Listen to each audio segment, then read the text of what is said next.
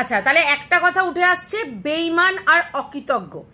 আজকের ডেটে এই সময় তোমরা কিন্তু সবাই বুঝে গেছো যে আমাদের খনিপা কাকে বলেছিল বেঈমান এবং অকৃতজ্ঞ। হ্যাঁ, আমাদের ম্যান্ডিকে বলেছিল বেঈমান এবং অকৃতজ্ঞ।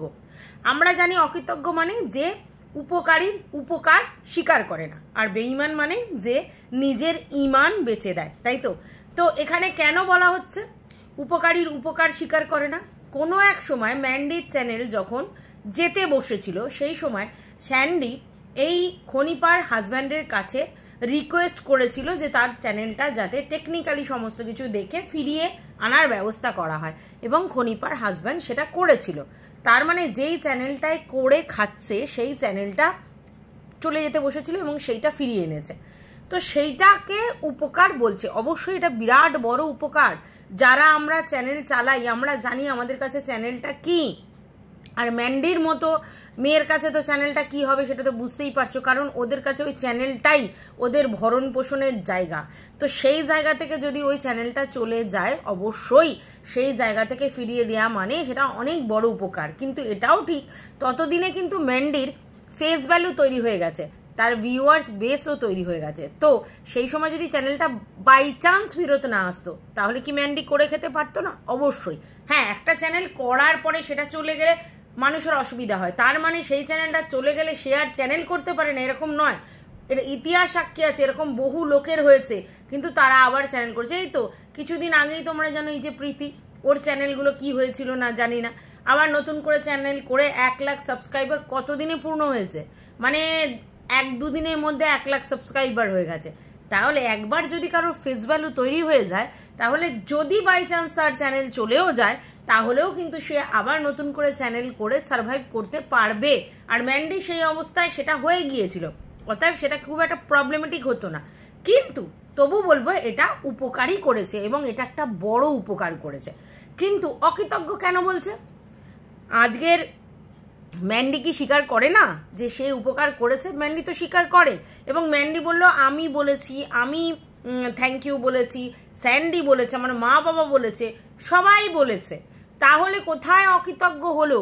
স্বীকার তো করে, কিন্তু এখন ডেলি ডেলি তো বলা সম্ভব নয় যে ওদের জন্য আমরা খেয়ে পড়ে আছি, ওদের জন্য আমরা চ্যানেল চালাচ্ছি, এটা তো বলা সম্ভব না। অবশ্যই যখন উপকার করেছো তখন থ্যাংক ইউ দিয়েছে, জানিয়েছে, সবাইকে বলেছে, সব ঠিক আছে, কিন্তু রেগুলার বেসিস তো সেটা সম্ভব না। তাহলে কি আশা করে খনিপা, কি আশা করে ম্যান্ডির থেকে? যে রেগুলার স্বীকার করবে, নাকি সেদিন সেই উপকার করেছিল বলে আজকের যদি কোনো আনওয়ান্টেড কথা বলে, মানে যে এর সঙ্গে কথা বলবে না, ওর সঙ্গে কথা বলবে না, সেটাকে মানতে হবে? এরকম কোনো ব্যাপার আছে নাকি? আজকের খনিপার সঙ্গে সুতপার ঝামেলা, খনিপার সাথে মোয়ের ঝামেলা, তার জন্য ম্যান্ডি কি করতে পারে? তাহলে কি ম্যান্ডি এদের সাথে কথা বলাটাকেই ও অকৃতজ্ঞ বলছে, বেঈমান বলছে? এটা কিরকম ধরনের কথা হলো?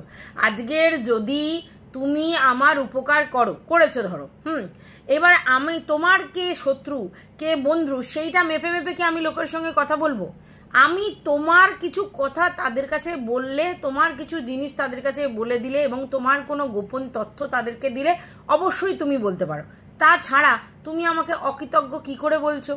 আমি তো তোমার উপকার স্বীকার করি, সব সময় মাথা নত করে বলি হ্যাঁ সেটা বলেছি, করেছি, কিন্তু রেগুলার বেসিস তো সেটা সম্ভব নয়, কারণ তারপরে তুমি তোমার মতো কাজ করছো, আমি আমার মতো কাজ করছি, তাহলে সেখানে আমি কি কি স্বীকার করব? এটা তো সত্যি। আর আজকের এটাই তো ম্যান্ডি বলতে চেয়েছে, যে তাহলে তুমি কি চাইছো, রেগুলার বেসিস কি তোমাকে একবার নমস্কার করব নাকি? এবং ভিউয়ার্সদের কাছেও বলেছে, অবশ্যই এটা টিপ্পনি কেটে বলেছে। এবার কথা হচ্ছে এখানে আরেকটা ক্যারেক্টারকে নিয়ে এসেছে ম্যান্ডি, এবং সেটা নিয়ে অনেকের অবজেকশন আছে, কারণ তারা ভিডিওতে দেখতে পায়নি যে আমাদের ক্রিয়েশনের সঙ্গে খনিপার কোনো ঝামেলা অশান্তি হয়েছে, দেখতে পাইনি, বা চুলোচুলি হয়েছে এরকম কিছু দেখতে পাইনি। তো তাহলে সেখানে যদি মানে ক্রিয়েশনের কথা ম্যান্ডি নিয়ে আসে, তাহলে সেটা কতটা বিশ্বাসযোগ্য, এবং প্লাস এটা কি আনা উচিত হয়েছে? অনেকে প্রশ্ন উঠছে। এবার এখানে কথাটা হচ্ছে ম্যান্ডি ক্ল্যারিফিকেশন দিয়েছে, কারণ অনেকেরই ভ্রান্ত ধারণা ছিল যে সুতপার জন্য ম্যান্ডির সঙ্গে খনিপার একটা তিক্ততা শুরু হয়েছিল, কিন্তু আজকে শুধু সুতপাই যে দায়ী নয় সেটা বোঝানোর জন্য ম্যান্ডি অরিজিনাল সত্য কথাটা বলেছে। এটাই অ্যাকচুয়াল কথা। দেখো সুতপার সঙ্গে ওদের একটা ঝামেলা হয়েছে কেস সংক্রান্ত, সেটা পরের ইস্যু, ওটা অনেক পরে এসেছে। আগে কি হয়েছে, কেন ম্যান্ডির সঙ্গে তার প্রবলেমটা হয়েছে সেটা তো জানতে হবে। তো ম্যান্ডি ওই জন্য সত্যি কথাটা বলবার জন্য অরিজিনাল যেটা হয়েছে সেটা বলেছে। আর এটা যে সত্যি এটা আমি তোমাদেরকে কি করে বলতে পারি সেটা হচ্ছে, দেখো আমাদের ক্রিয়েশন কিছু বলেনি, খনিপা কিছু বলেনি, সেখানে ম্যান্ডি বলেছে। তো ম্যান্ডির এত ধৃষ্টতা কি আছে যেটা হয়নি সেটা নিয়ে দুম করে এসে বলবে? কারণ সেও একটা ব্লগার, সেও ভিডিও করে, সেও ভিডিও দেখে। তাহলে সেই জায়গায় শুধুমাত্র মানে নিজে মানে যেটা জানে সেটা এমনি বলে দেবে, ইহুই বলে দেবে, তা তো নয়।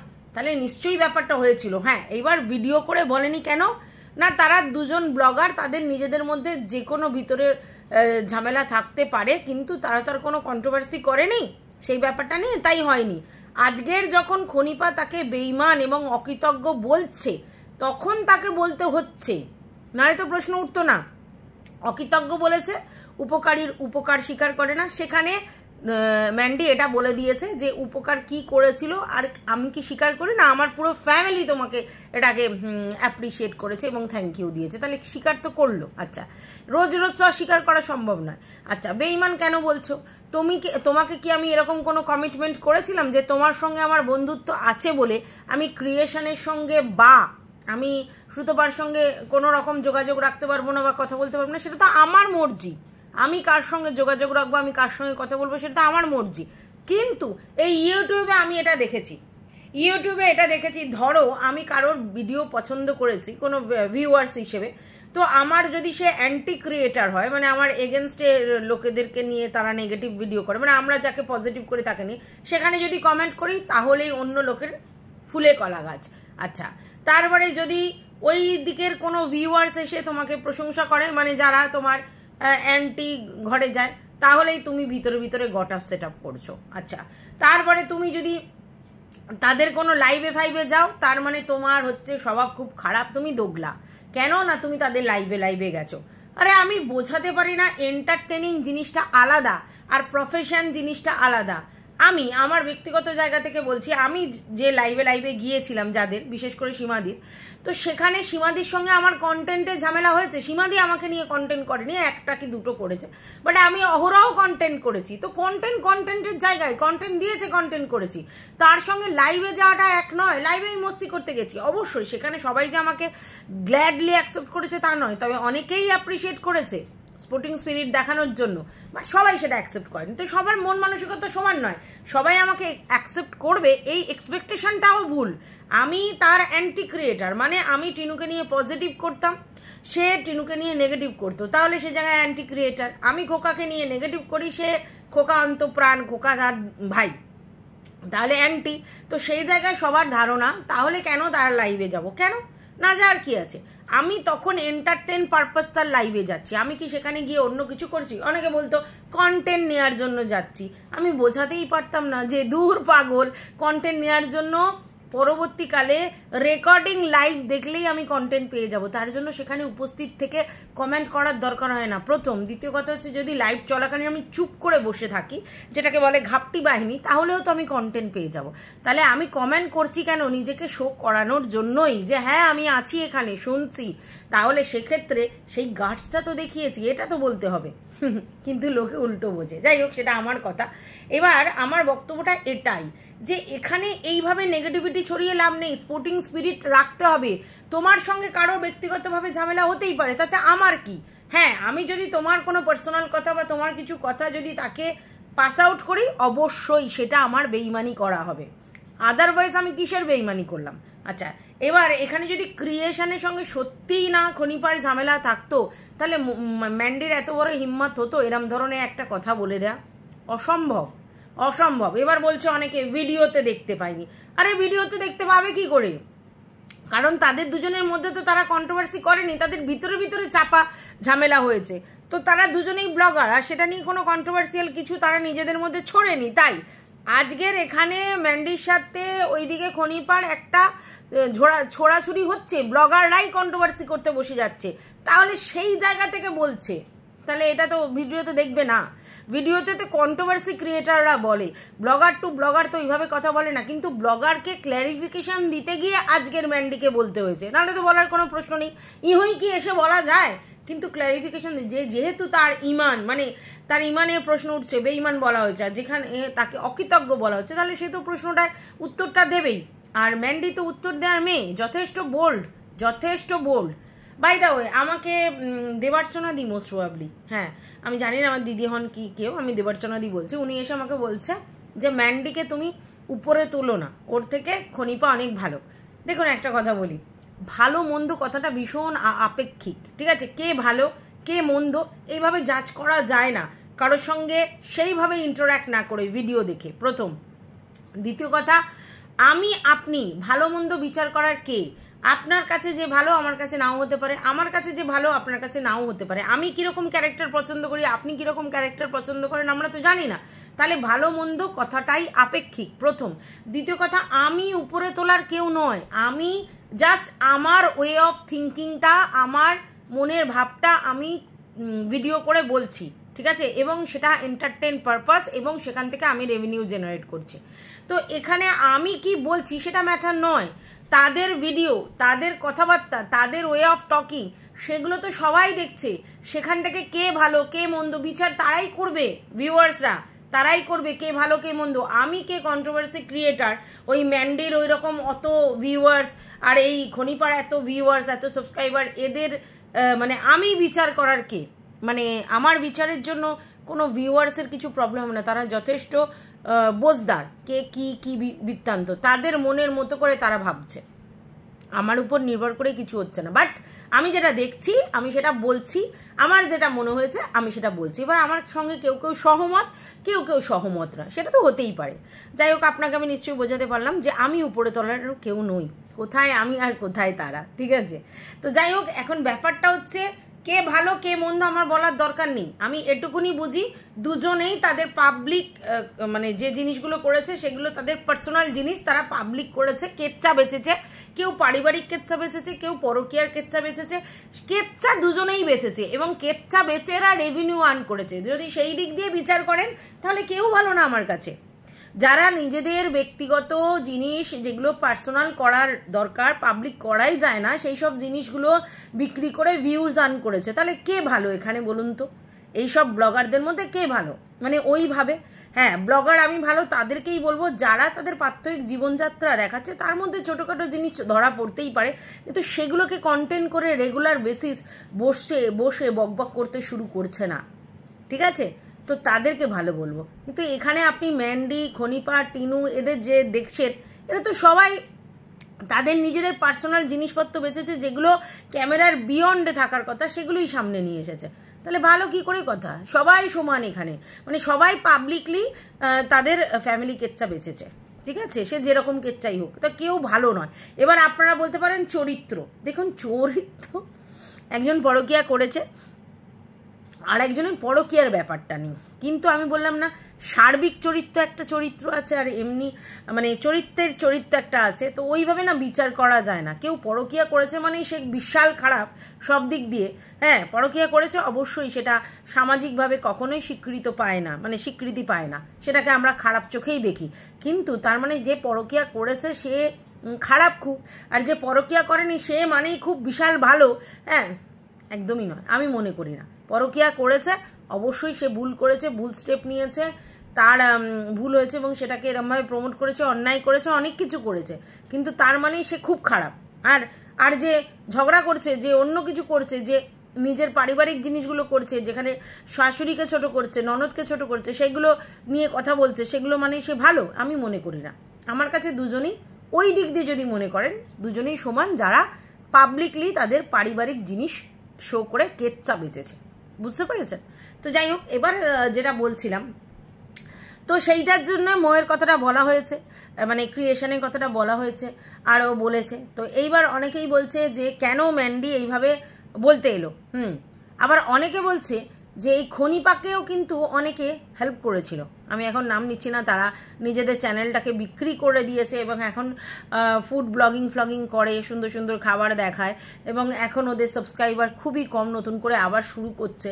তো এরা প্রচণ্ড হেল্প করেছিল এদেরকে একটা সময় চ্যানেল ওঠবার জন্য, এবং এরা নাকি নিজেরাই স্বীকার করেছিল এক দিন 5,000 10,000 করে সাবস্ক্রাইবার তাদের বাড়ছিল, কারণ সেই সময় সেই চ্যানেলের মিলিয়ন সাবস্ক্রাইবার। তো তারা যদি হেল্প করে মানে বুঝতে পারছো কোথায় গিয়ে দাঁড়াবে। তো তারা কি সেই তাদেরকে স্বীকার করে প্রতিনিয়ত তাদের নাম করে না তো? তাহলে যদি ম্যান্ডিকে সে অকৃতজ্ঞ বলে, তাহলে সে নিজে কি এই প্রশ্নটা অনেকে করছে যে সে কি স্বীকার করে না তো? তাহলে আপনারা যে বলছেন ও অকৃতজ্ঞ, ঠিক আছে, ভালো কথা, তাহলে এ কি? তাহলে যে নিজে অকৃতজ্ঞ সে অন্য লোককে কি করে অকৃতজ্ঞ বলে? তাও তো সেখানে ম্যান্ডি বারবার স্বীকার করেছে। এ কোথায় স্বীকার করেছে, কোন জায়গায় বলছে, কোনোদিন শুনছেন না। তাহলে ব্যাপারটা এরকম, বুঝতে পেরেছেন তো?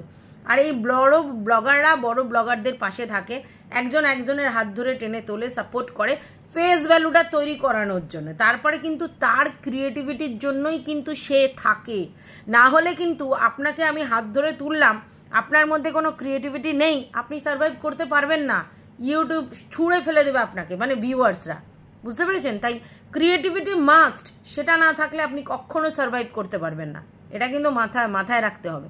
তো যাই হোক, এটা একটা ব্যাপার যে অনেকে বলছে যে যদি ও অকৃতজ্ঞ হয় ওটা, অনেকে বলছে যে ম্যান্ডির এরকম বলা উচিত হয়নি, ম্যান্ডি তো নিজে কি করেছে, ম্যান্ডিকে কি করে ভালো বলছো, ম্যান্ডি নিজে এরকম পরকীয়া বেঁচেছে। এক্স্যাক্টলি, ম্যান্ডি পরকীয়া বেঁচেছে, তার জন্য প্রচুর শুনেছে। কোন ক্রিয়েটার ওকে বলতে থেমেছে? কোন ক্রিয়েটার? সব বা ইচ অ্যান্ড এভরি লোক তাকে নিয়ে কন্টেন্ট করেছে, কে না করেছে বলুন তো? তাহলে ম্যান্ডি কি তার সময় শোনেনি? যখনই কেচ্চা বেঁচেছে তার জন্য ভিউয়ার্সরা যেভাবে অ্যাটাক করেছে ওকে, কতদিন মানে কমেন্ট বক্স অফ করে রাখতে হয়েছিল। তারপরে আমরা ক্রিয়েটাররা তো মানে কি বলবো, যার পর তার নাই সবসময় ভিডিও করছিলাম। তাহলে ম্যান্ডি কি শোনেনি? যেমন করেছে ভুল, যেমন করেছে অন্যায়, যেমন ডেসপারেটলি বোল্ডলি কিছু জিনিস দেখিয়েছে, তেমনি শুনেওছে। হ্যাঁ, ভিউজ গেইন করেছে। তাহলে ভিউজ নেবে, কিচ্ছু শুনবে না, টাকা ইনকাম করবে, পাবলিকের কাছ থেকে মানে কোনো ঝাড় খাবে না, সেটা তো হয় না। তো সেটা তো অ্যাকসেপ্ট করেছে ম্যান্ডি, তাহলে এদেরকেও অ্যাকসেপ্ট করতে হবে। তারপর আবার বড় কথা কিসের? বেচবে যখন বেচছে, ঠিক আছে, বসে বেচুক, কেউ তো আপত্তি করেনি, ঠিক আছে। ভিউয়ার্সরা বলবে, কন্ট্রোভার্সি ক্রিয়েটাররা বলবে, ইগনোর করতে হবে, ব্লগাররা বলবে, ইগনোর করতে হবে, ছেড়ে দাও, যে যাই বলুক, আমি আমার কাজ করছি, পয়সাও ইনকাম করব, লক্ষ টাকা ব্যাংকে ঢোকাবো, আবার এসে তেরেপুরে ঝগড়া করব, আবার এসে থ্রেটনিং দেব, আবার এসে সবাইকে বলবো এ অকৃতজ্ঞ, ও বেঈমান। সেটা তো হয় না, সেটা বলা হয়েছে।